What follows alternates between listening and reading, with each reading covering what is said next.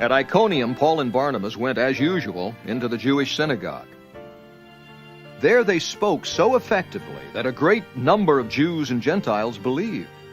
But the Jews who refused to believe stirred up the Gentiles and poisoned their minds against the brothers.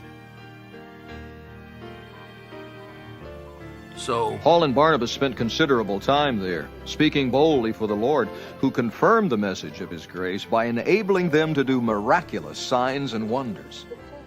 The people of the city were divided. Some sided with the Jews, others with the apostles. There was a plot afoot among the Gentiles and Jews, together with their leaders, to mistreat them and stone them. But they found out about it and fled to the Lycaonian cities of Lystra and Derbe and to the surrounding country, where they continued to preach the good news. In Lystra there sat a man crippled in his feet, who was lame from birth and had never walked. He listened to Paul as he was speaking.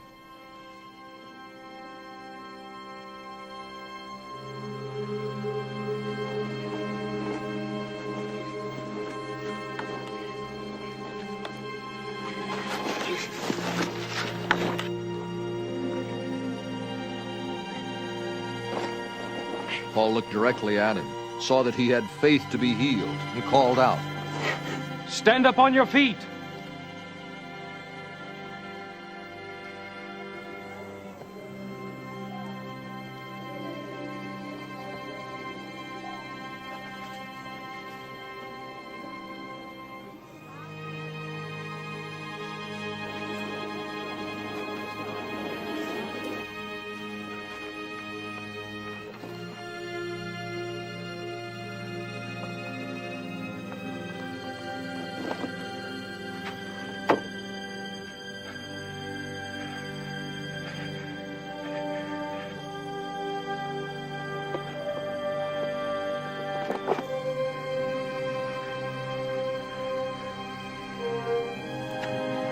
At that, the man jumped up and began to walk.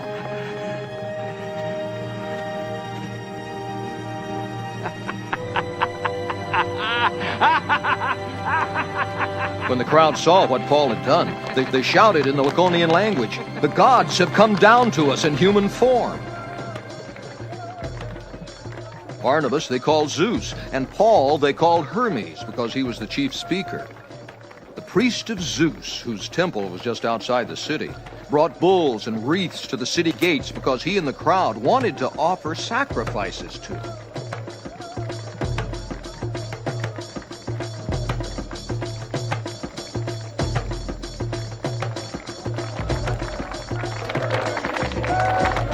But when the apostles Barnabas and Paul heard of this, they tore their clothes and rushed out into the crowd, shouting, Men! Oh, why are you doing this?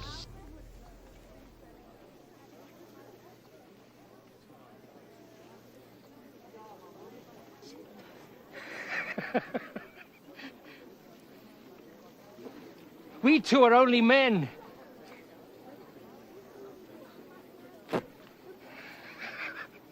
Human like you. We are bringing you good news. Telling you to turn from these worthless things to the living God who made heaven and earth and sea and everything in them.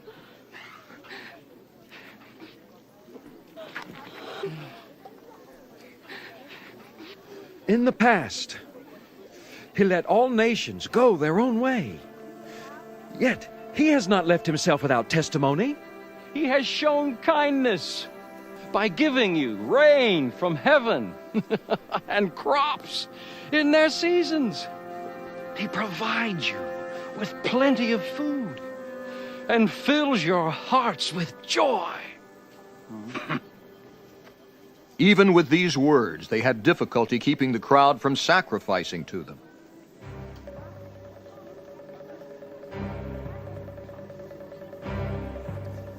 Then some Jews came from Antioch and Iconium and won the crowd over.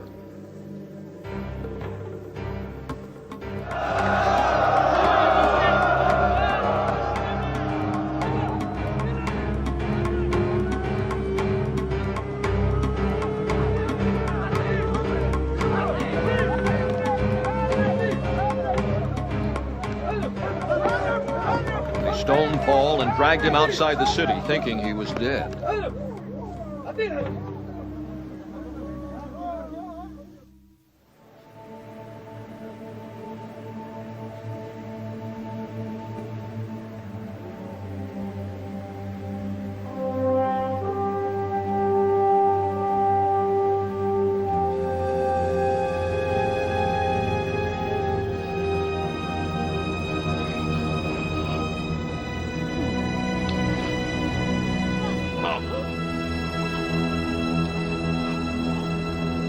But after the disciples had gathered around him, he got up and went back into the city.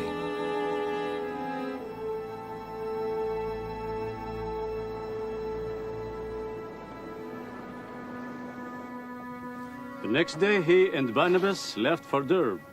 They preached the good news in that city and won a large number of disciples. Then they returned to Lystra, Iconium, and Antioch, strengthening the disciples and encouraging them to remain true to the faith. We must go through many hardships to enter the kingdom of God, they said.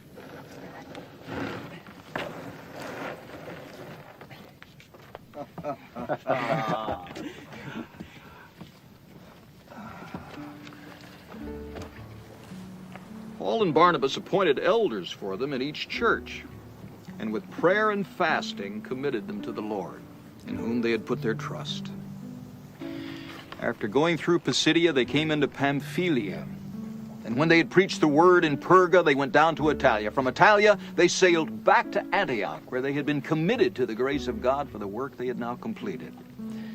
On arriving there, they gathered the church together and reported all that God had done through them, and how he had opened the door of faith to the Gentiles. They stayed there a long time with the disciples.